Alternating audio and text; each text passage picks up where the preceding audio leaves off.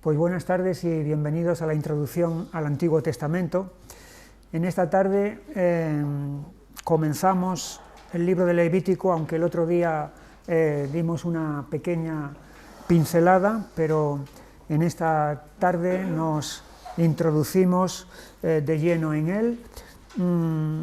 Ya dijimos entonces el nombre que los judíos le dan, que es por las dos primeras palabras, que es y llamó,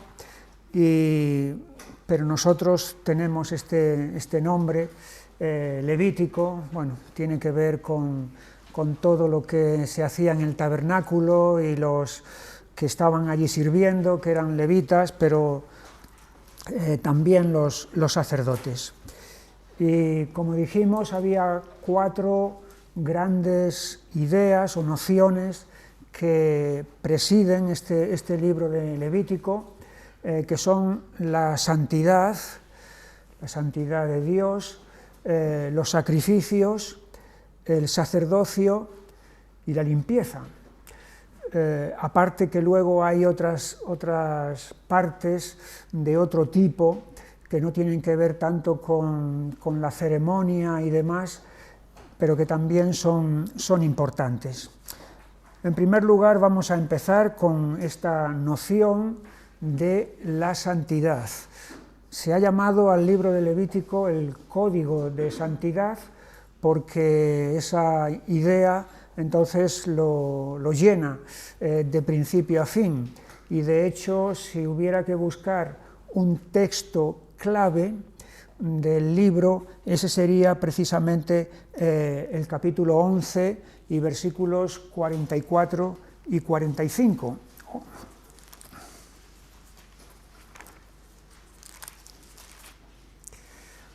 Dice: porque yo soy el Señor vuestro Dios, vosotros por tanto os santificaréis y seréis santos, porque yo soy santo.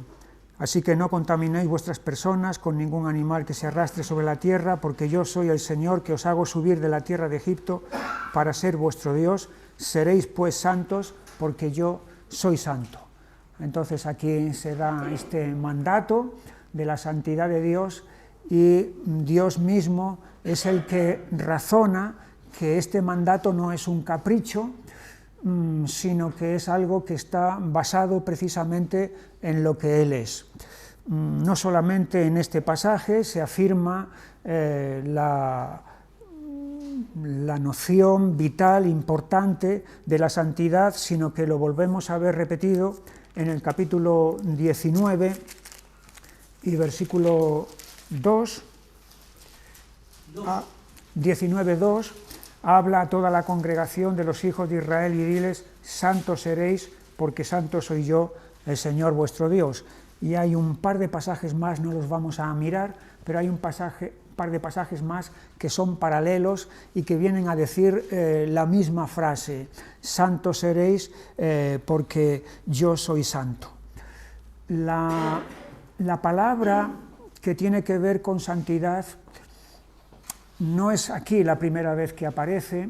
La primera vez que aparece está en el libro del Génesis, al principio del capítulo 2, cuando Dios señala el séptimo día, el día en el que Él ha terminado toda la obra de la creación y reposa.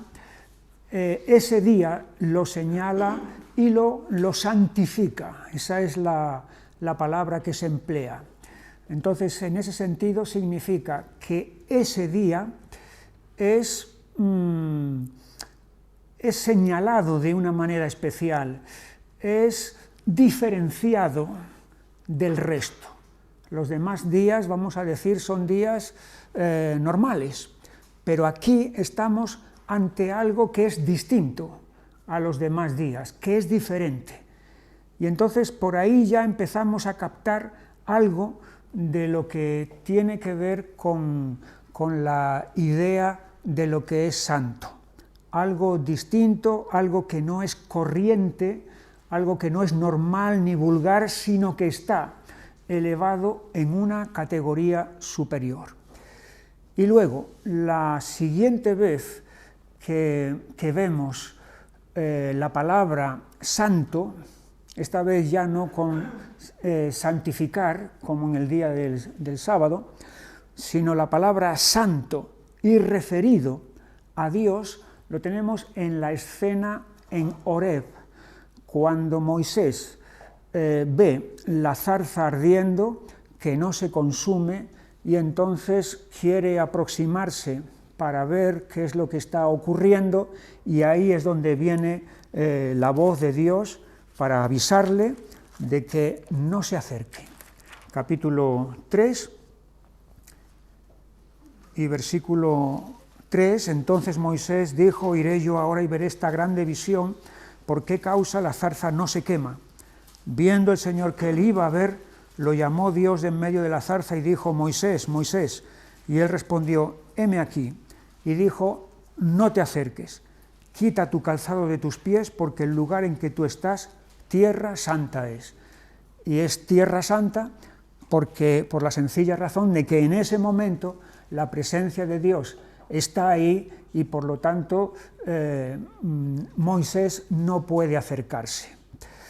Es decir, estamos aquí ante alguien, Dios, en su santidad, al cual no se le puede tratar como si fuera una especie de colega, de tú a tú, como a un semejante parecido a mí, con el cual puedo departir y puedo tratar de cualquier forma como hablo con fulano, con mengano, etc. La santidad de Dios demanda entonces esta separación, este alejamiento. No es solamente este lugar donde vemos esta idea de que la santidad de Dios impide que el ser humano se pueda acercar y tener familiaridad con Dios. La volvemos a ver otra vez en el capítulo 19 de este mismo libro, en el versículo 12, y señalarás término al pueblo en derredor diciendo: guardaos, no subáis al monte ni toquéis sus límites, cualquiera que tocar el monte de seguro morirá. Y son los preparativos para la escena que va a venir a continuación de la gran teofanía. La palabra teofanía es manifestación, la gran manifestación de Dios, poderosa, gloriosa, que va a tener lugar en ese monte, en el monte Sinaí. Pero lo que llama la atención aquí es la advertencia que Dios está haciendo: no subáis al monte, no solamente subir, ni toquéis sus límites. Cualquiera que tocare el monte, de seguro morirá. Otra vez en el versículo 21, y el Señor dijo a Moisés: desciende, ordena al pueblo que no traspase los límites para ver al Señor, porque caerá multitud de ellos. Así que una y otra vez estamos viendo este asunto de que la santidad de Dios demanda y exige un alejamiento en principio. No podemos acercarnos, no podemos aproximarnos a Dios tal cual nosotros somos y tal cual nosotros estamos y como es Dios. No solamente estos pasajes, en la visión que Isaías tuvo en el templo de la gloria de Dios, cuando aquellos seres celestiales que eran los serafines estaban diciendo: santo, santo, santo, es el Señor de los ejércitos, toda la tierra está llena de su gloria, están proclamando la santidad plena de Dios, la reacción inmediata del profeta es caer como muerto ante toda aquella grandeza, y es precisamente esa nota de santidad, de la santidad de Dios, la que está destacando en ese momento. Algo que el ser humano no puede soportar, no puede aguantar estar en esa presencia de Dios. Entonces, estamos aquí en una categoría, estamos aquí en un nivel tan elevado, tan sublime, que todo lo terrenal y todo lo humano, entonces, ni de lejos puede ponerse a ese nivel. La idea contraria a santidad, entonces ya casi cae por su propio peso. Es aquello que es normal y corriente o que es vulgar. Y ahí es donde viene la idea de profano. Lo profano es lo contrario a lo santo. Nosotros empleamos ahora la palabra profano a veces en un sentido un poco diferente. Cuando uno dice, yo soy profano en la materia, y cuando dice que soy profano en la materia quiere decir que no entiende demasiado de algún asunto. Pero la palabra profano, en su sentido bíblico, original, tiene que ver con aquello que es vulgar y corriente. Y en ese sentido tenemos un ejemplo muy claro entre lo que es santo y lo que es profano en el primer libro de Samuel, en el capítulo 21,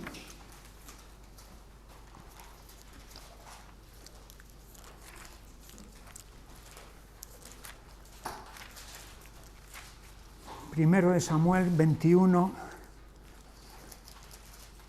3, cuando David llega al sacerdote Ahimelech, porque David sabe que Saúl quiere matarlo, y entonces llega allí donde está el tabernáculo, y entonces le pide, versículo 3, ahora pues, ¿qué tienes a mano? Dame 5 panes o lo que tengas. El sacerdote respondió a David y dijo, no tengo pan común a la mano, solamente tengo pan sagrado, pero lo daré si los criados han guardado lo menos de mujeres. Pero vemos aquí entonces la diferencia entre el pan común y el pan sagrado o santo. El pan común es el pan normal, el pan que se empleaba para comer, pero el pan sagrado o pan santo es el que estaba en la mesa de los panes allí dentro del tabernáculo. Era un pan especial, no porque estuviera hecho de una masa diferente o de un material diferente, no, estaba hecho de flor de harina, entonces igual que lo demás. Pero la diferencia estaba en que ese pan estaba consagrado, estaba dedicado para Dios. Y por lo tanto su uso era totalmente distinto al pan que había en las demás tiendas. Entonces aquí es donde tenemos muy claramente la distinción entre lo que es profano y lo que es santo. Lo santo es aquello que está dedicado para Dios porque Dios es santo, y lo común está dedicado a otros menesteres, no necesariamente pecaminosos, no necesariamente malos, pero sí normales y corrientes que no están al nivel que aquello que es santo. Por esto, entonces, que las ideas de santidad y profanación están muy marcadas en este libro de Levítico, y de hecho una de las funciones de los sacerdotes era enseñar al pueblo la diferencia entre lo santo y lo profano. Lo santo se puede profanar, y de hecho vemos el caso de los hijos de Aarón en el capítulo 10 de Levítico, en el versículo 1, Nadab y Abiú, hijos de Aarón, tomaron cada uno su incensario y pusieron en ellos fuego, sobre el cual pusieron incienso y ofrecieron delante del Señor fuego extraño que él nunca les mandó. Y salió fuego de delante del Señor y los quemó y murieron delante del Señor. Estos hombres aquí ofrecieron una ceremonia a Dios no de acuerdo a la ordenanza de Dios, sino de acuerdo a sus propios criterios y a sus propias ideas. Y en ese sentido lo que estaban haciendo es profanando precisamente no solamente el lugar en el que estaban, no solamente la ceremonia que estaban realizando, sino que también estaban profanando todo lo que tenía que ver con aquello que estaba hecho para Dios. Y allí en el versículo 8 de este mismo capítulo, el Señor habló a Aarón diciendo: tú y tus hijos contigo no beberéis vino ni sidra cuando entréis en el tabernáculo de reunión, para que no muráis. Estatuto perpetuo será para vuestras generaciones. Lo cual indica que posiblemente estos hombres entraron bebidos dentro del santuario para ejercer el ministerio. Para poder, versículo 10, para poder discernir entre lo santo y lo profano, y entre lo inmundo y lo limpio, y para enseñar a los hijos de Israel todos los estatutos que el Señor les ha dicho por medio de Moisés. Entonces aquí tenemos este contraste tan marcado entre aquello que es santo y profano. Y los sacerdotes eran los primeros que tenían que tener muy clara esta diferencia. No es extraño que un sacerdote posterior, como fue el profeta Ezequiel era sacerdote, una de sus grandes enseñanzas, como veremos si Dios quiere cuando lleguemos a este profeta, es precisamente esta idea de lo santo en contraste con lo que es profano. Así que la santidad, todo el libro de Levítico y todas las ceremonias están pensadas, están preparadas no para rebajar lo santo al nivel de lo profano, porque eso es un ultraje que se hace a Dios, sino para santificar lo que es profano y elevarlo al nivel de lo santo, y de esa manera que pueda ser aceptable a Dios. Y el método, entonces, establecido por Dios mismo en el libro de Levítico para eso, tiene que ver con el sacrificio. El sacrificio es el medio instituido por Dios para, primero, quitar el gran impedimento, el gran obstáculo que hay entre nosotros y Dios, que se llama el pecado, y luego, una vez quitado eso, santificarnos para que podamos entonces estar al nivel que es preciso estar ante Dios. Ahora bien, hay varias maneras de tratar con el pecado. Hay varias maneras humanas, me refiero. Una manera es negarlo, negar el pecado, que tal cosa exista o que yo sea pecador. Eso es lo que está ahora mismo a la orden del día, y no solamente ahora mismo, sino a lo largo de toda la historia de la humanidad. La negación de que nosotros seamos transgresores. Es una manera falsa de tratar con el pecado, porque de hecho, con esa manera lo que se hace es agravar nuestra culpa. El profeta Jeremías dijo en determinado momento a la nación, de parte de Dios: yo entraré en juicio contigo porque dijiste, no he pecado. Es decir, el mismo hecho, el solo hecho ya de negar que tengo pecado, ya es un pecado que se acumula y que se suma a los ya tenidos. Otra manera falsa de tratar con el pecado es ignorarlo, es vivir como si no existiera. Quizá no se niega abiertamente, pero se ignora, no se le da importancia, se trata como algo liviano o algo que no tiene demasiada gravedad. Otra manera falsa es justificarlo. Entonces yo empiezo a argumentar y a razonar para tratar de encontrar una explicación que me justifique, que me absuelva de pecado. Sí, lo reconozco, pero esto se debe, esto tiene una explicación, y entonces uno empieza a echar la culpa a esto, a aquello, a los demás, y finalmente se autojustifica a sí mismo. Y otra manera falsa de tratar con el pecado es aprobarlo. Aprobarlo. Es decir, no, si es que esto está bien, esto está bien. Y no solamente no me avergüenzo, sino que lo practico y me jacto de ello. Es el desafío, es la osadía, por así decirlo, de decir, es que lo que estoy haciendo voy a continuar haciéndolo. Estas son formas falsas de tratar con el pecado, pero solamente hay una forma verdadera de tratar con el mismo, y el sacrificio precisamente nos enseña eso. En el sacrificio podemos ver en conjunción dos grandes verdades. Por un lado, la justicia de Dios, porque el sacrificio demanda la muerte de la víctima que es puesta sobre el altar. Y la muerte es la paga del pecado. Entonces, lo que se está produciendo ahí, lo que se está satisfaciendo ahí es la justicia de Dios.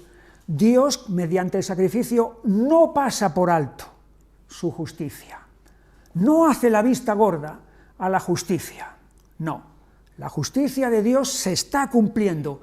Hay una muerte por el pecado. Y el sacrificio es precisamente eso, una víctima que está muriendo. Pero a la vez que se manifiesta la justicia de Dios, en el sacrificio se manifiesta la gracia de Dios. ¿Cómo? Porque el que está muriendo no es el que tenía que morir. El que está muriendo es un sustituto en lugar de aquel que merecía morir.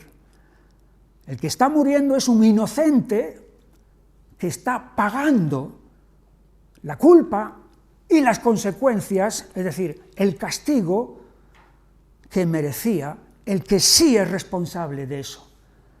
Entonces ahí vemos la gracia de Dios que encuentra la forma para que nosotros podamos ser perdonados gracias a que ha habido alguien que nos ha sustituido en ese lugar que nosotros deberíamos de haber ocupado. Y ahí es donde viene todo el sistema, el complejo, detallado y a veces complicado sistema de sacrificios que tenemos en los primeros libros de Levítico, que es lo que hace que muchos abandonen la lectura de este libro a los pocos minutos o segundos de haber empezado su lectura. Una característica de cualquier tipo de sacrificio cuando la víctima es un animal es que ese animal tiene que ser sin tacha, sin defecto. No se puede presentar un animal enfermo, no se puede presentar un animal moribundo, no se puede presentar un animal cojo, es decir, no se puede presentar lo que uno mismo desecharía, porque no vale para nada, no se puede presentar para Dios. Es obvio. Si para ti mismo no vale nada, ¿cómo vas a presentarle eso a Dios? Luego entonces, una característica de cualquier tipo de sacrificio es precisamente eso. No puede tener tacha. Tiene que ser un animal sano e íntegro. Capítulo 1 y versículo 3. Si su ofrenda fuere holocausto vacuno, macho sin defecto, lo ofrecerá. Versículo 10. Si su ofrenda para holocausto fuere del rebaño de las ovejas o de las cabras, macho sin defecto lo ofrecerá. Capítulo 3 y versículo 1, si su ofrenda fuere sacrificio de paz, si hubiere de ofrecerla de ganado vacuno, sea macho o hembra, sin defecto la ofrecerá. Versículo 6, mas si de ovejas fuere su ofrenda para sacrificio de paz al Señor, sea macho o hembra, la ofrecerá sin defecto. Así que no hay duda. Siempre el sacrificio entonces tiene que ser sin tacha y sin defecto. Aquí están resumidos, estamos en la página 29 del manual, están resumidos los diferentes tipos de sacrificio que había. En primer lugar tenemos el holocausto. Eso está en el capítulo 1 de Levítico. Todo el capítulo 1, desde el versículo 1 al 17, describe cómo era este tipo de sacrificio o de ofrenda. Y la característica que lo denomina es que todo el animal, una vez inmolado, era puesto sobre el altar y quemado absolutamente, desde los cuernos hasta las pezuñas. No había ninguna parte del mismo que se empleara, que alguien comiera de él o que se llevara a otra parte. Todo el animal íntegramente era puesto sobre el altar y allí ardía para Dios. Entonces, en ese sentido, el holocausto nos habla de la consagración. La consagración, es decir, la dedicación completa a Dios, la entrega sin reservas de mi vida para Dios. Por supuesto, hay alguien que ha sido el holocausto perfecto, y ese alguien es Jesús, que ha vivido una vida sin tacha, sin defecto, moral, absolutamente, y ha vivido totalmente dedicado a la obra que el Padre le encomendó que hiciera. Pero a partir de ahí, a partir de ese holocausto único y perfecto que es Él, esta ofrenda nos enseña a los cristianos lo que debe de ser nuestra vida, que debe de ser una vida de consagración y de dedicación. Es lo que el apóstol Pablo explica en la carta a los Romanos, en el capítulo 12 y versículo 1. Así que, hermanos, os ruego por las misericordias de Dios que presentéis vuestros cuerpos en sacrificio vivo, santo, agradable a Dios, que es vuestro culto racional. Y aquí está él haciendo referencia precisamente a este tipo de ofrenda. Una vez que hemos recibido la salvación de Dios por el sacrificio expiatorio de Jesucristo, la consecuencia lógica debe ser nuestra entrega a Dios en gratitud, en adoración y en servicio. Primer tipo, entonces, de ofrenda o de sacrificio que tenemos en el libro de Levítico: holocausto equivalente a consagración. Era una ofrenda voluntaria,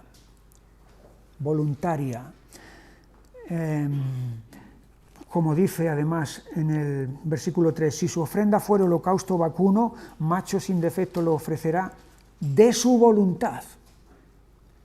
Es decir, es algo que surge espontáneamente de la persona. Nadie le impone, nadie le obliga.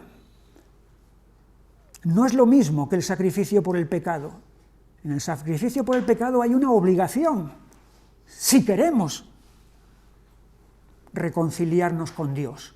Es imprescindible el sacrificio por el pecado, pero el holocausto es algo que brota del deseo, de la gratitud del adorador que viene delante de Dios, no por una compulsión externa de decir, es que no me queda más remedio que hacerlo. No, es algo que viene así. Es por eso que se le llama una ofrenda de olor grato para Dios. De olor grato, huele bien, porque surge precisamente de ese elemento de voluntariedad, de libertad absoluta de la persona. La siguiente ofrenda la tenemos explicada en el capítulo 2, todo el capítulo 2, y es una ofrenda no animal. Se le llama oblación y estaba hecha a base de tortas de flor de harina, con sal. Todas las ofrendas, todos los sacrificios tenían que tener la sal. La sal nos habla, la falta de sal nos habla de lo insípido. Y lo insípido tiene que ver con lo que es rutinario. Pero la sal es lo que le da el toque de sabor y especial. Y eso es precisamente lo que debe de haber en cada ofrenda que presentamos ante Dios. No algo mecánico y aburrido, sino algo que tiene ese toque, entonces, que lo hace apto para Dios. La oblación, entonces, era también una ofrenda voluntaria, lo mismo que el holocausto. Y luego, en tercer lugar, tenemos el sacrificio de paz en el capítulo 3. El sacrificio de paz tiene una característica, y es que era una ofrenda participativa, en la cual el que la traía, el adorador que la traía, luego comía de parte de ella. Y entonces eso nos transmite la idea de comunión, porque estoy participando, hay una parte que se queda en el altar, la grosura de la víctima, que va a ascender al cielo con el fuego, y hay otra parte que es la que come el adorador, de tal manera que una parte es para Dios y otra parte para el adorador, y eso nos transmite la idea de comunión entre Dios y el que viene a traerle esa ofrenda. El siguiente tipo de ofrenda lo tenemos en el capítulo 4, y es el sacrificio por el pecado.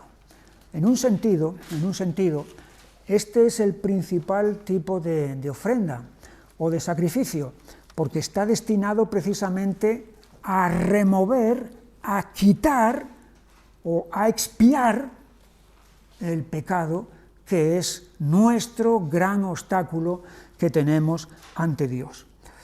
En todo este largo capítulo, muy detallado, una de las cosas que vemos es que hay diversa gravedad del pecado, y según la gravedad del pecado, por la persona, por el rango de la persona que lo haya cometido, así la ofrenda tiene que ser o de ganado mayor o de ganado menor. Es decir, no es lo mismo si el que ha pecado es el sacerdote que si el que ha pecado es un hombre o mujer llano del pueblo. En el caso del sacerdote hace falta traer ganado mayor, un becerro, en expiación por el pecado. En el caso de que sea una persona llana del pueblo, es suficiente con traer algo del ganado menor. Lo mismo pasa también si el pecado es de toda la congregación o si es de un dirigente, de alguien que tiene una responsabilidad. Esto nos transmite ya una verdad también a nosotros. Cuando estamos en puestos de responsabilidad dentro de la Iglesia de Dios, el pecado que en una persona que no tiene responsabilidad, sus consecuencias no pasan casi de esa persona misma, ese mismo pecado cometido por alguien que está en una posición de responsabilidad tiene una gravedad, porque tiene unas repercusiones mucho mayores. Porque esa persona en puesto de responsabilidad se puede convertir o se convierte en un tropiezo, en una piedra de escándalo, porque hay mucha gente que lo está mirando. Hay mucha gente que está pendiente de su ejemplo, de su vida. Y por lo tanto, lo que haya hecho, eso puede hacer mucho daño a otros que están bajo su ministerio, cosa que no va a ocurrir en el caso de alguien que no está en el ministerio. El sacrificio por el pecado. Y luego tenemos, en último lugar, el sacrificio por la culpa, desde el capítulo 5, versículo 14 en adelante. Es un sacrificio que tiene también valor expiatorio, valor para quitar de en medio el pecado, solamente que en determinados casos debía de hacerse una restitución por lo dañado. Es decir, si ha habido algo, hay pecados que no solamente son contra Dios, sino hay pecados que son contra Dios y contra el prójimo. En el caso de que haya habido un perjuicio contra el prójimo, entonces la obligación de la persona no solamente era traer este sacrificio, sino también restituir aquello con lo que había dañado a su semejante. Bien, a grandes rasgos entonces, aquí están las líneas maestras de estos primeros capítulos de Levítico con los sacrificios. El ritual del sacrificio en el Antiguo Testamento, estamos en la página 30 del manual, en la parte de arriba. El ritual del sacrificio en el Antiguo Testamento era el siguiente. Cuando se trata sobre todo de un sacrificio por el pecado, pero en general de todos los demás. El pecador lleva a la víctima, animal sin tacha, a la puerta del tabernáculo. Pone sus manos sobre la cabeza de la víctima y confiesa sus pecados. Aquí vemos entonces la identificación, porque hay una sustitución. Ese animal va a cargar con los pecados de esta persona que los está confesando sobre ella. El pecador degüella a la víctima. No es el sacerdote, ni es el levita el que hace esa tarea. Es él mismo el que la ha traído, es el que la va a degollar. A continuación, el sacerdote que está allí a su lado recoge la sangre y la derrama alrededor del altar de los holocaustos, del altar de bronce. Estamos en el atrio, aquí ahora mismo. Y el sacerdote hace arder parte o toda la víctima, dependiendo de qué clase de sacrificio sea, sobre el altar. Y el sacerdote y el pecador comen de la víctima en determinados sacrificios, por ejemplo, en el sacrificio de paz, el sacrificio ese de comunión que veíamos antes. Este es la escena, vamos a decir, de un sacrificio. De esta escena se pueden deducir las siguientes verdades. El sacrificio enseña la realidad del pecado. El pecado es real, es un hecho, y es un hecho que tiene consecuencias, y tiene consecuencias muy graves. No es un hecho para tomárselo a la ligera o como el que se bebe un vaso de agua o algo así sin darle demasiada importancia, sino que significa, el sacrificio significa que alguien tiene que morir por causa del pecado. Los sacrificios eran efectivos para los que estaban dentro del pacto, o sea, para Israel. Solamente en el Antiguo Testamento para esta nación. Si un pagano quería entrar, quería beneficiarse o recibir el ministerio que viene a través del sacrificio, debía primero de circuncidarse. Y entonces era concebido, era conceptuado parte del pueblo de Israel, y a partir de ese momento los sacrificios también eran efectivos para él. Pero fuera del pacto, los sacrificios no eran efectivos para nadie. Los sacrificios estaban destinados a reparar los pecados hechos por yerro o por ignorancia, no los hechos con soberbia. Y hay una distinción muy importante en el capítulo 15 de Números al respecto, entre una clase de pecados y otros. 15:22, y cuando errareis y no hiciereis todos estos mandamientos que el Señor ha dicho a Moisés, todas las cosas que el Señor os ha mandado por medio de Moisés, desde el día que el Señor lo mandó y en adelante por vuestras edades, si el pecado fue hecho por yerro con ignorancia de la congregación, toda la congregación ofrecerá un novillo por holocausto, en olor grato al Señor, con su ofrenda y su libación conforme a la ley, y un macho cabrío en expiación. Y el sacerdote hará expiación por toda la congregación de los hijos de Israel, y les será perdonado, porque yerro es. Y ellos traerán sus ofrendas, ofrenda encendida al Señor, y sus expiaciones delante del Señor por sus yerros, y será perdonado a toda la congregación de los hijos de Israel, y al extranjero que mora entre ellos, por cuanto es yerro de todo el pueblo. Si una persona pecare por yerro, ofrecerá una cabra de 1 año para expiación, y el sacerdote hará expiación por la persona que haya pecado por yerro. Cuando pecare por yerro delante del Señor, la reconciliará y le será perdonado.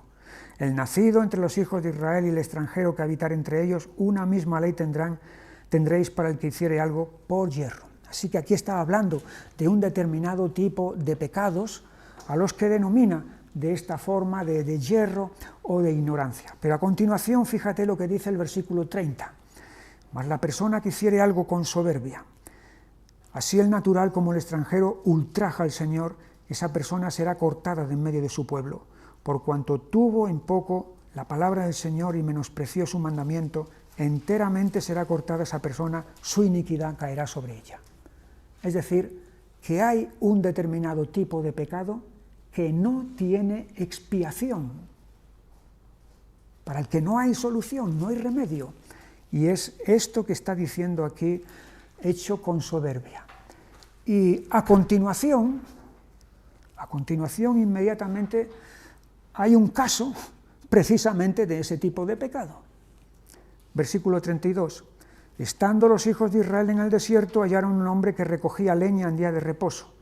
Y los que le hallaron recogiendo leña lo trajeron a Moisés y a Aarón y a toda la congregación y lo pusieron en la cárcel, porque no estaba declarado qué se le debía de hacer.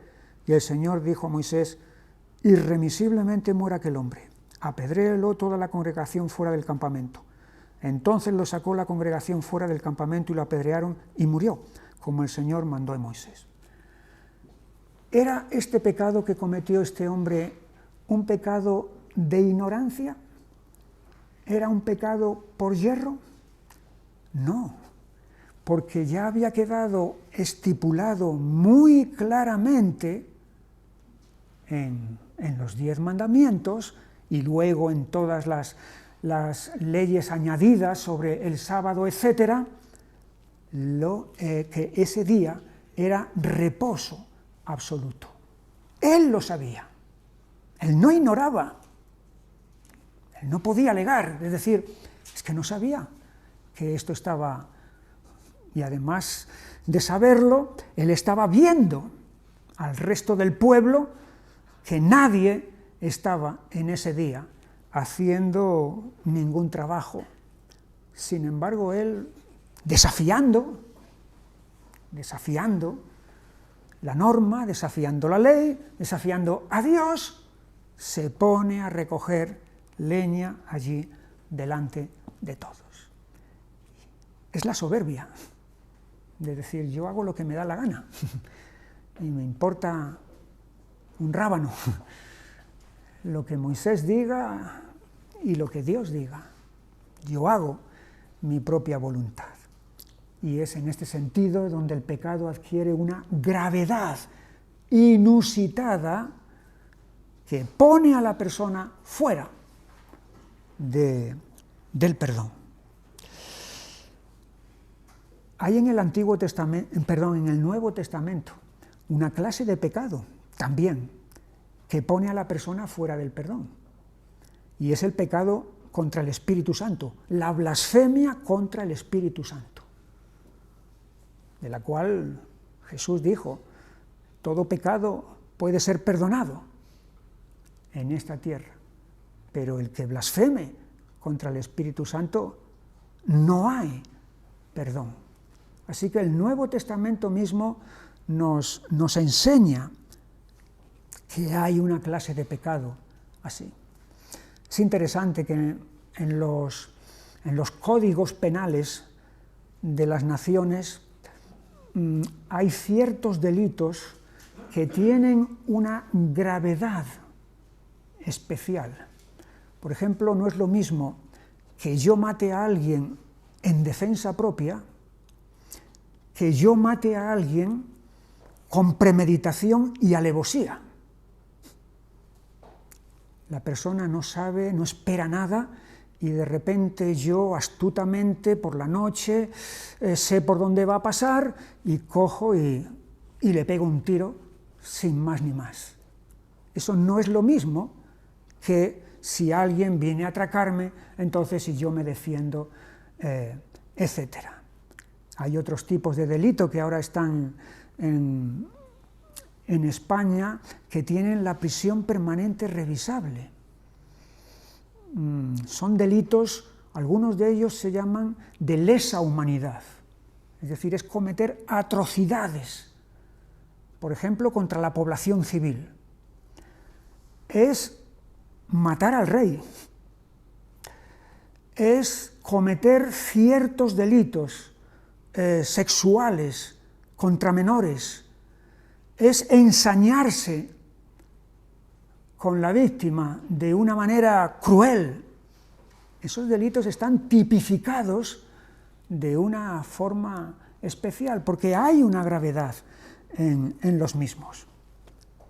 Es lo que ocurre también aquí, en este caso. En el Antiguo Testamento los sacrificios eran continuamente repetidos, día tras día, mes tras mes, año tras año, generación tras generación, lo cual indica que eran ejemplos, no la verdadera expiación.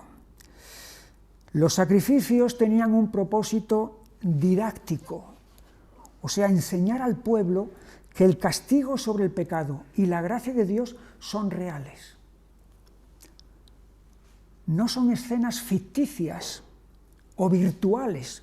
Ahora mismo vivimos en la sociedad de lo virtual, donde lo que vemos en la pantalla, que es ficticio, parece que es real, pero en realidad, o lo que vemos en el cine, es ficticio, parece real, pero es ficticio. Las muertes que se ven en el cine, en las películas, no son reales. Todos los acontecimientos que ahí están sucediendo son simplemente algo que se asemeja, que se parece a la realidad, pero no es la realidad. Pero los sacrificios, con la muerte real, degollando realmente a un animal que muere, con un cuchillo real, con sangre real, indica entonces, quiere enseñar a la persona que no se trata de un juego, sino que se trata de algo muy serio, muy importante. Y de la misma manera que está esa severidad, ese lado severo del sacrificio, también está el otro lado. Este sacrificio es lo que me proporciona a mí la reconciliación con Dios, la descarga de mi pecado, porque la ha llevado esta víctima que ha sido inmolado. Todo eso no es nada virtual ni ficticio, sino auténtico, está pasando, es verdadero. Y la persona puede ahí percibir todo eso. El sacrificio exige derramamiento de sangre. No es suficiente traer a la víctima y ponerla sobre el altar y ya está, sino que previamente ha debido de haber ese derramamiento de sangre, porque es la sangre lo que hace la expiación por el pecado. El sacrificio supone la identificación del pecador con la víctima. Ya hemos visto ese gesto, ese acto de poner las manos sobre la cabeza de la víctima y confesar los pecados. Ahí la víctima es la que está cargando con la responsabilidad del pecador. Luego el perdón gratuito del pecado es posible gracias al gran coste de la vida de un inocente. Somos libres del pecado porque alguien ha pagado con su vida. Todo este sistema de sacrificios que tenemos aquí alcanzaba su culminación en el capítulo 16 de Levítico, en el día de la expiación. Y aquí tenemos el elaborado rito que tenía que producirse. El sumo sacerdote, esta ceremonia la realizaba no un sacerdote cualquiera, sino el sumo sacerdote primero tenía que traer su ofrenda por su propio pecado. Él también necesitaba recibir la reconciliación con Dios. Y una vez que había hecho la reconciliación por sí mismo y por su casa, a continuación traía la ofrenda, que eran 2 machos cabríos por el pecado del pueblo. Un macho cabrío, lo tenemos en el capítulo, en el versículo 15. Después degollará el macho cabrío en expiación por el pecado del pueblo y llevará la sangre detrás del velo adentro, y hará de la sangre como hizo con la sangre del becerro, y la esparcirá sobre el propiciatorio y delante del propiciatorio. Era la única vez en la que la sangre entraba dentro del lugar santísimo. Todo el resto de sacrificios que hemos visto hasta ahora, diarios o cuando fueran, todo eso tenía lugar en el atrio,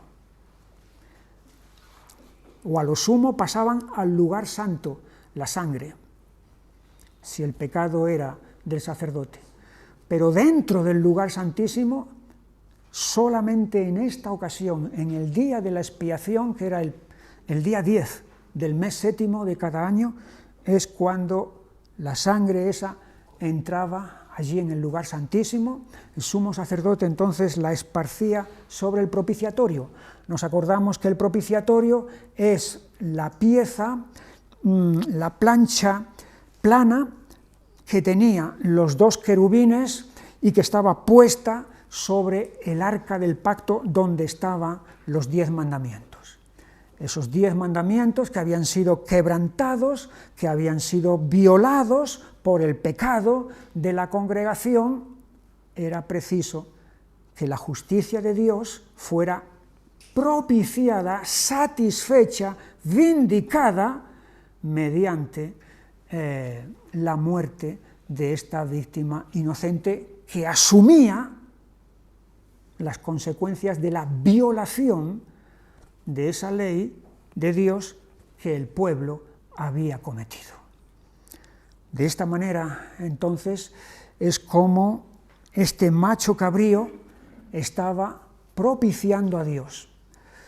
Pero luego había un segundo macho cabrío que no era sacrificado, sino que, como dice el versículo 21, o 20 mejor, cuando hubiera acabado de expiar el santuario, el tabernáculo de reunión y el altar, hará traer el macho cabrío vivo, y pondrá a Aarón sus 2 manos sobre la cabeza del macho cabrío vivo, y confesará sobre él todas las iniquidades de los hijos de Israel, todas sus rebeliones y todos sus pecados, poniéndolos así sobre la cabeza del macho cabrío, y lo enviará al desierto por mano de un hombre destinado para esto, y aquel macho cabrío llevará sobre sí todas las iniquidades de ellos a tierra inhabitada, y dejará ir el macho cabrío por el desierto.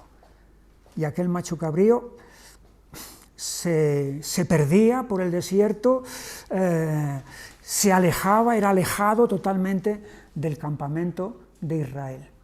Y en ese sentido tenemos aquí la gran enseñanza de que no solamente el sacrificio de Cristo ha propiciado la justicia de Dios y ha removido, ha quitado nuestro pecado, sino que ese pecado ha sido además desplazado hasta el punto de quitarlo de nuestra vista. Ese pecado ha sido quitado de la vista de Dios mediante la propiciación y es quitado también de la vista del creyente, como dice David en el Salmo 103, como está lejos el oriente del occidente, hizo alejar de nosotros nuestras rebeliones y pecados. Y este macho cabrío, sobre el cual se han confesado todos los pecados del pueblo, marchándose lejos, es como quitando la presencia acusadora del pecado en medio del pueblo. El salmo de arrepentimiento que David escribió por causa del pecado que cometió con Betsabé y por el asesinato de su marido, dice, mi pecado, en un momento dado dice, mi pecado está siempre delante de mí, acusándome, señalándome, no lo puedo quitar de mi mente. Mi conciencia me lo está recordando todo el tiempo. Pero aquí, mediante este acto de este macho cabrío que se lleva lejos, fuera del campamento, los pecados, nos está mostrando esta gran verdad que debe de traer paz a nuestra conciencia, a nuestro corazón, de saber que todo aquello que pueda acusarnos ha sido removido y quitado de en medio. El día de la expiación era una vez al año. Toda esta ceremonia no era algo mecánico. El pueblo tenía que participar en ella. ¿Cómo? Versículo 31. Día de reposo es para vosotros y afligiréis vuestras almas. Es estatuto perpetuo. Es decir, yo no me puedo quedar tal cual, no me puedo quedar indiferente ante todo eso que está ocurriendo allí dentro en el santuario, como si conmigo no fuera, sino que afligiréis vuestras almas indica una humillación, indica un arrepentimiento, indica que verdaderamente mi corazón está en consonancia con lo que está ocurriendo allí en el santuario. Así que hay algo dentro de la persona que debe ser un eco de lo que allí está pasando.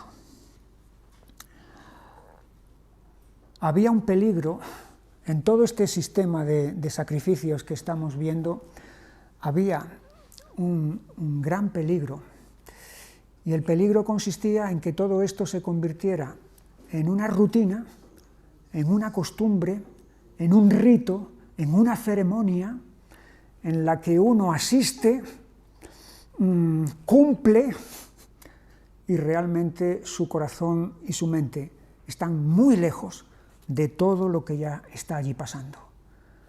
El peligro está en que uno puede confiar y descansar en la ceremonia en sí, sin que eso signifique nada para mí. Y pensar que la ceremonia tiene, por así decirlo, un poder mágico que me va a beneficiar independientemente de lo que yo crea o cómo yo esté viviendo. De ahí entonces las continuas denuncias que vamos a ver en los libros de los profetas, porque están viendo lo que está ocurriendo, que Israel está asistiendo al templo, Israel está yendo al culto. Israel está cumpliendo escrupulosamente con el incienso, con las ovejas, con las vacas, con todo eso, y sin embargo, sus vidas desdicen totalmente de lo que allí han estado haciendo en el templo. Entran en el templo, están durante unos momentos allí, salen del templo y su vida de desorden, de idolatría, de ofensa a Dios es continua. Y ahí es donde vienen, como digo, esas denuncias. Podemos ver, por ejemplo, una en el capítulo 6 de Jeremías y versículo 20.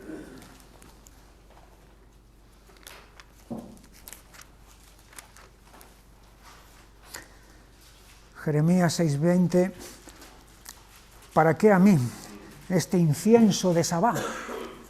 Aquí no es incienso cualquiera, incienso de Sabá, allí del sur de Arabia, a tierra de especias muy, muy caras, muy selectas. Esto te traemos, Señor, incienso de Sabá. Y la buena caña olorosa de tierra lejana, nos ha costado un montón traerla, es muy cara, viene de lejos. ¿Para qué a mí este incienso de Sabá y la buena caña olorosa de tierra lejana? Vuestros holocaustos no son aceptables, ni vuestros sacrificios me agradan. Precisamente por esto, porque hay un corazón incircunciso, porque hay una cerviz dura, porque hay una rebelión manifiesta, porque están echando a sus espaldas la palabra de Dios. Todas estas ceremonias no sirven para nada. No solamente no sirven para nada, sino que son una afrenta a Dios. Es la manera como Isaías abre su libro en el capítulo 1 y versículo 10. Príncipes de Sodoma, fíjate cómo les llama a los gobernantes de Israel. Oíd la palabra del Señor, escuchad la ley de nuestro Dios, pueblo de Gomorra. ¿Para qué me sirve, dice el Señor, la multitud de vuestros sacrificios? Hastiado estoy de holocaustos de carneros y de sebo de animales gordos. No quiero sangre de bueyes, ni de ovejas, ni de machos cabríos. ¿Quién demanda esto de vuestras manos cuando venís a presentaros delante de mí para hollar, o sea, para pisotear mis atrios? No me traigáis más vana ofrenda, el incienso me es abominación, luna nueva y día de reposo, el convocar asambleas, no lo puedo sufrir. Son iniquidad vuestras fiestas solemnes, vuestras lunas nuevas y vuestras fiestas solemnes las tiene aborrecidas mi alma, me son gravosas, cansado estoy de soportarlas. Cuando extendáis vuestras manos, yo esconderé de vosotros mis ojos. Asimismo, cuando multipliquéis la oración, yo no oiré, llenas están de sangre vuestras manos. Hay delitos, hay crímenes, hay maldad. ¿Para qué sirve toda esta ceremonia? Lavaos y limpiaos, quitad la iniquidad de vuestras obras de delante de mis ojos, dejad de hacer lo malo, aprended a hacer el bien, buscad el juicio, restituir al agraviado, hacer justicia al huérfano, amparad a la viuda. Es decir, tiene que haber una conversión, un arrepentimiento, un cambio de vida radical y total. De otra manera, todo esto se convierte en una acusación contra ellos. O sea, los profetas no están contra los sacerdotes, los profetas no están contra los sacrificios rectamente entendidos y practicados. No, no lo están, porque el profeta viene de Dios, lo mismo que el sacerdote ha sido escogido por Dios, y el sacrificio también ha sido instituido por Dios. Lo que los profetas están denunciando aquí es el abuso, el mal uso de los sacrificios. Eso es lo que ellos están haciendo.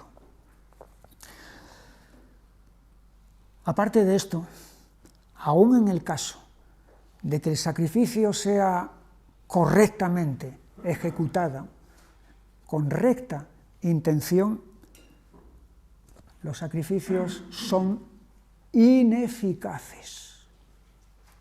Todos estos sacrificios del Antiguo Testamento son ineficaces en sí mismos para quitar verdaderamente el pecado. Por una gran razón. Un animal nunca puede ser nuestro sustituto. Si nosotros fuéramos animales, entonces sí. Pero nosotros estamos en una categoría de seres diferentes. Somos seres humanos, hechos a imagen y semejanza de Dios. Un animal nunca puede ser nuestro sustituto. Le falta un elemento, una facultad vital, que es la voluntad. El animal lo llevan allí, al atrio, no sabe a dónde va. Lo van a degollar, no sabe lo que van a hacer con él. El animal no va voluntariamente, no ha escogido eso, nada sabe de lo que allí está pasando. Le falta el elemento de voluntariedad. Incluso en los actos humanos, el elemento de voluntariedad es imprescindible para que algunos actos humanos sean válidos. Por ejemplo, una boda. Si en una boda se demuestra que uno de los contrayentes ha contraído el matrimonio obligado, sin voluntad que él esté confirmándolo, ese acto, ese matrimonio es nulo, automáticamente. El elemento de voluntariedad es necesario en ese acto. Es necesario en un testamento. Si se demuestra que la persona que ha hecho el testamento la ha hecho forzado, alguien le ha puesto una pistola detrás y le ha dicho, escribe esto, o lo ha hecho con sus facultades mentales trastornadas, automáticamente ese documento es nulo, no sirve para nada, porque es la voluntariedad lo que otorga valor a esos actos, y son actos muy importantes de la vida. Pues algo semejante ocurre aquí. Un animal no puede sustituirnos porque no tiene voluntad, y por lo tanto ese acto de su muerte no tiene valor para algo tan descomunal como es quitar el pecado. Hace falta otro sacrificio mejor, diferente, de alguien que tenga voluntad. Y es lo que Jesús dijo: nadie me quita la vida, sino que yo de mí mismo la pongo. No voy forzado a la cruz, no voy obligado. No es que los hombres se han confabulado y han hecho una trama y a mí no me queda más remedio, no tengo más escapatoria, a la cruz, aunque no quiera. No.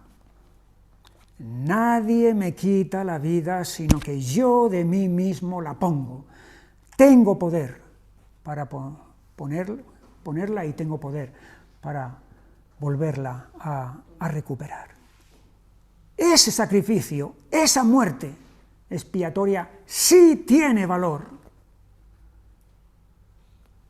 porque hay la voluntariedad de un inocente, justo, santo, sin tacha, sin defecto, que es un sustituto nuestro, porque es un ser humano, como tú y como yo.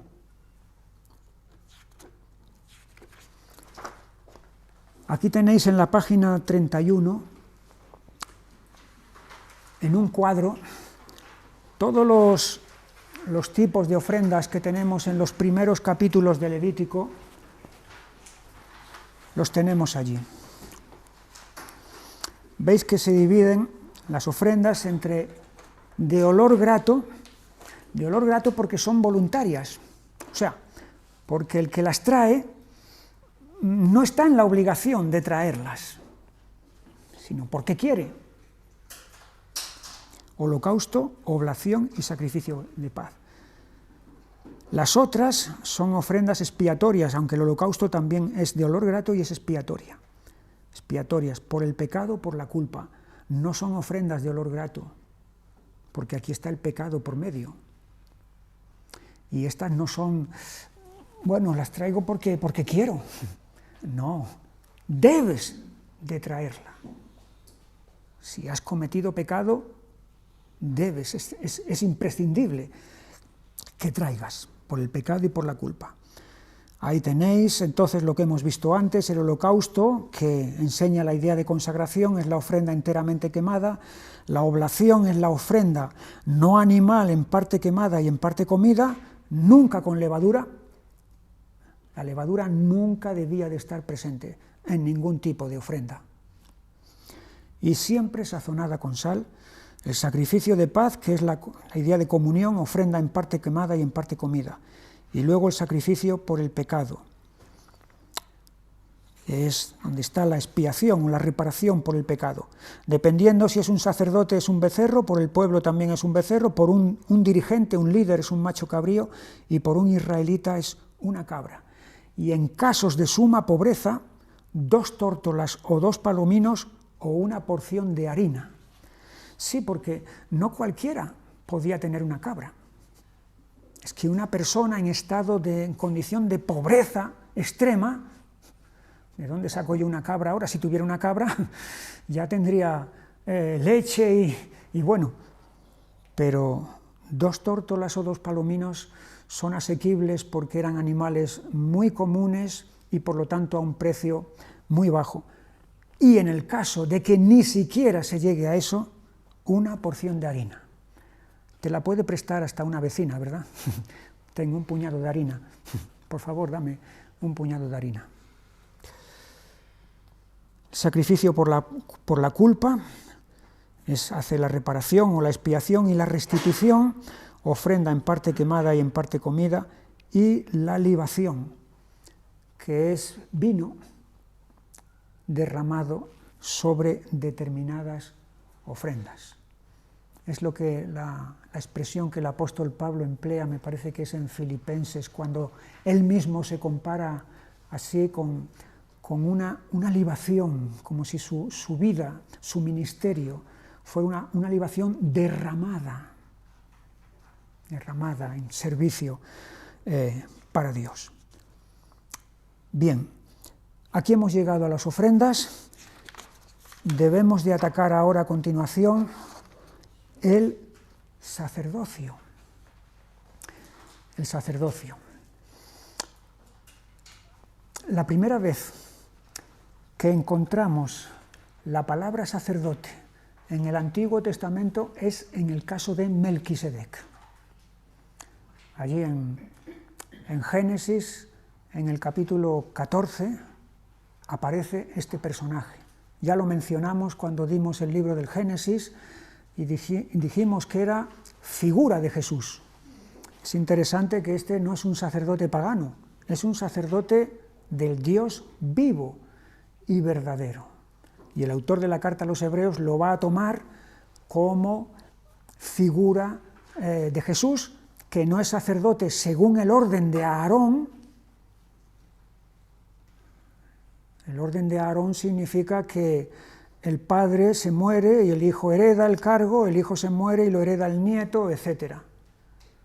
Ese es el orden de Aarón, pero Jesús no es sacerdote según ese orden, es según el orden, según la clase de Melquisedec, porque el hecho de que Melquisedec aparezca sin genealogía y desaparezca sin que se mencione su muerte, eso es prototipo entonces de Jesús, es prototipo de Jesús. su sacerdocio es perpetuo, es inmutable. Aquí tenemos estas diferencias en cuanto a Aarón y a Jesús. El llamamiento de Aarón fue sin juramento.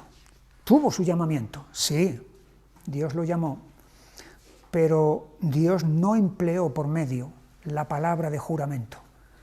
Mientras que Jesús tiene la palabra de juramento, tú eres sacerdote para siempre, según el orden de Melquisedec, Salmo 110:4. La categoría, Aarón es hombre, mero hombre.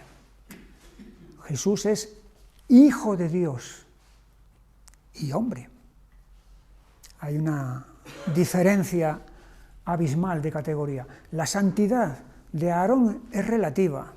Sí, tenía la mitra aquí, santidad al Señor, pero era un pecador y tenía que hacer expiación por sus propios pecados, y ahí vemos su fracaso fabricando el becerro de oro. La santidad de Jesús es absoluta. Este sacerdote nos convenía inocente, santo, sin mancha, más sublime que los cielos. El ministerio de Aarón es sombra, es simplemente un símbolo. El ministerio de Jesús es la realidad, ministerio auténtico, sacerdotal. La vigencia del ministerio de Aarón es temporal, mientras vive. La vigencia del ministerio de Jesús es perpetua, porque vive para siempre. Y el sacrificio de Aarón es ajeno, trae una víctima.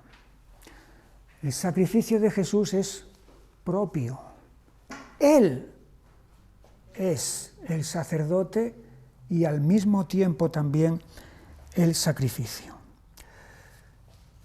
La idea de sacerdocio es vital en la Biblia. El sacerdocio nos habla de mediador.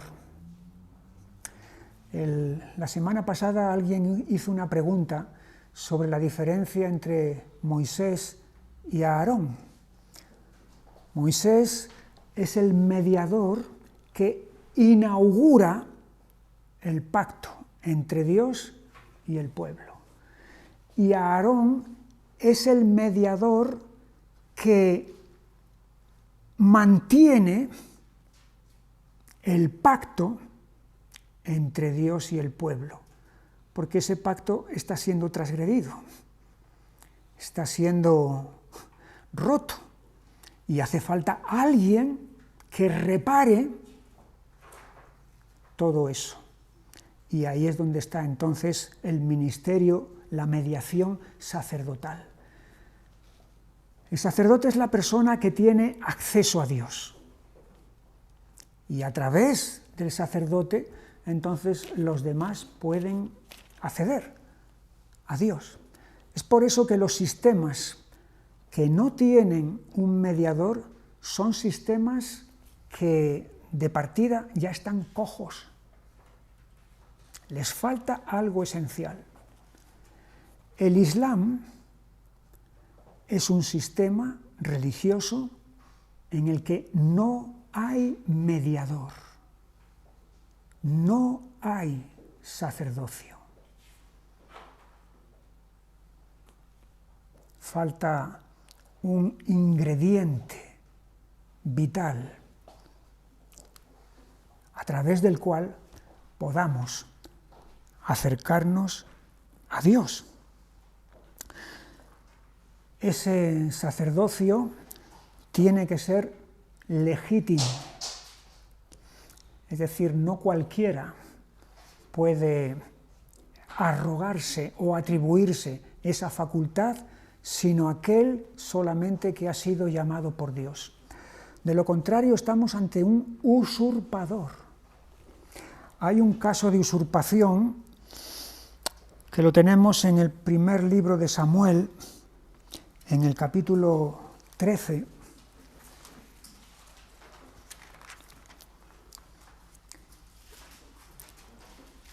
Y versículo 8 es el caso de Saúl.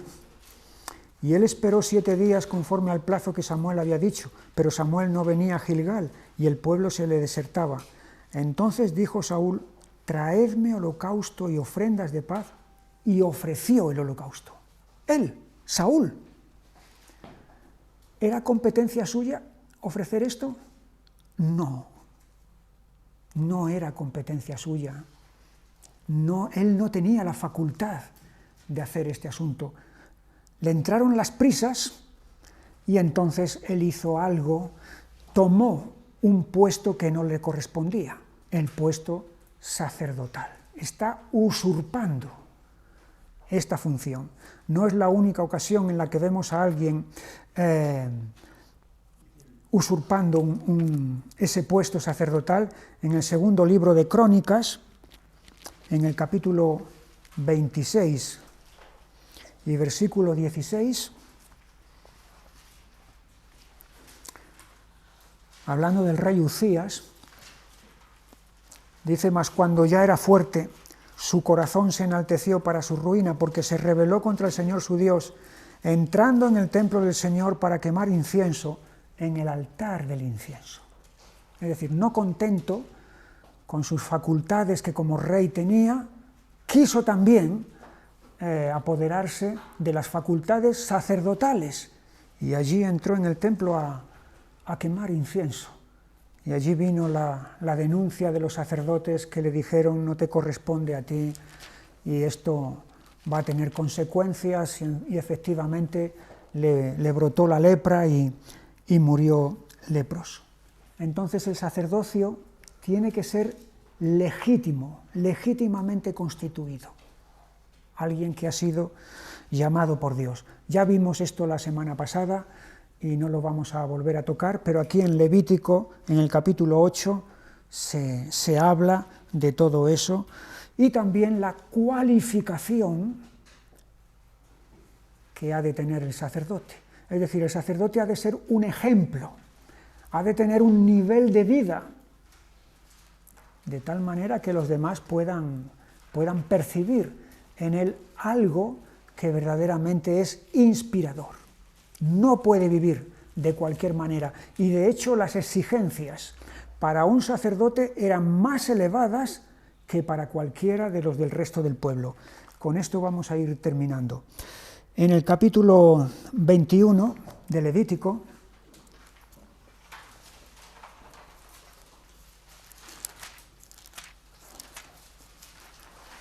se nos dan algunas de esas exigencias que tenían que cumplir los sacerdotes.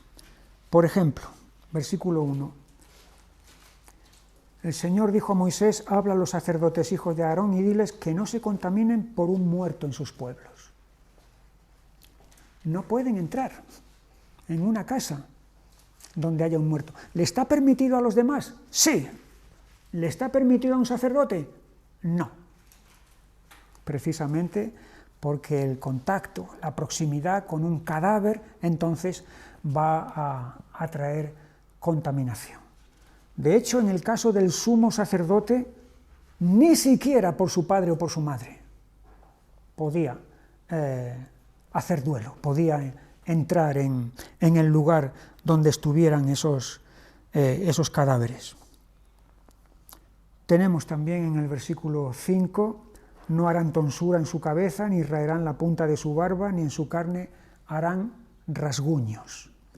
Probablemente todo esto tiene que ver con costumbres paganas supersticiosas, o tal vez vanidosas, de todo ese tipo de adornos.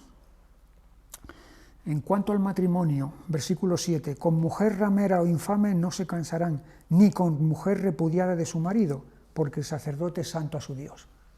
¿Podía otro casarse con algún tipo de estas mujeres? Sí. ¿Podía un sacerdote? No. En el caso del sumo sacerdote ya hemos dicho que el duelo por familiares, versículo 11, ni entrará donde haya alguna persona muerta, ni por su madre, ni por su padre, ni por su madre, se contaminará. Y en el matrimonio, en el caso del sumo sacerdote, todavía las exigencias se elevan aún más. Versículo 13. Tomará por esposa una mujer virgen. No tomará viuda, ni repudiada, ni infame, ni ramera, sino tomará de su pueblo una virgen por mujer. O sea, no puede tomar una mujer que ya haya estado casada anteriormente y, por supuesto, mucho menos una mujer de mal proceder. Una mujer virgen. Todo esto, entonces, aunque tiene que ver con cuestiones externas, con cuestiones del exterior, de fuera, indica, muestra entonces que ha de haber un nivel superior en aquellos que están en el ministerio de aquellos que no están en el ministerio. Cuestiones que le están permitidas al resto del pueblo, a ellos no les están permitidas. Así que detrás de todas estas prescripciones o mandatos tenemos que tomar la lección moral que hay detrás de todo eso. Con todo esto, la debilidad de este sacerdocio del Antiguo Testamento es patente. Ya lo vimos en el caso de Aarón, lo vimos en el caso de dos de sus hijos, Nadab y Abiú. Necesitamos, lo mismo que necesitábamos otro sacrificio, necesitamos otro sacerdote. Ese sacerdote, mediante el cual entonces podemos tener acceso a Dios. Voy a terminar con un texto de la carta a los Hebreos, en el capítulo 10 y versículo 19. Ya hemos visto que el sumo sacerdote era el único en el Antiguo Testamento que podía entrar en el lugar santísimo, una vez al año. Pero fíjate ahora lo que dice aquí la carta a los Hebreos. Así que, hermanos, teniendo libertad para entrar en el lugar santísimo por la sangre de Jesucristo. Nosotros tenemos el privilegio de poder entrar en ese lugar que estaba vedado absolutamente para todos los demás. Nosotros podemos entrar allí, porque Jesús ha entrado antes que nosotros y nos ha abierto el paso, nos ha abierto el camino, y el velo ha sido rasgado y por lo tanto hay acceso para poder llegar allí. Si hay acceso y entramos, significa que nosotros somos sacerdotes, porque hemos dicho que el sacerdote es el que tiene acceso a Dios. Si nosotros entramos al lugar santísimo, se desprende entonces que nosotros hemos sido constituidos también sacerdotes. Al que nos amó y nos lavó de nuestros pecados con su sangre, y nos hizo reyes y sacerdotes para Dios su Padre, a Él sea la gloria y el imperio por los siglos de los siglos. Amén. Amén. Lo dejamos aquí. Me hubiera gustado haber avanzado un poco más, pero vamos a dejarlo aquí porque nos quedamos a las puertas de la noción de la limpieza y la contaminación. Entonces, la semana que viene vamos a tratar sobre esto. Reveladas en Cristo Jesús, recordaré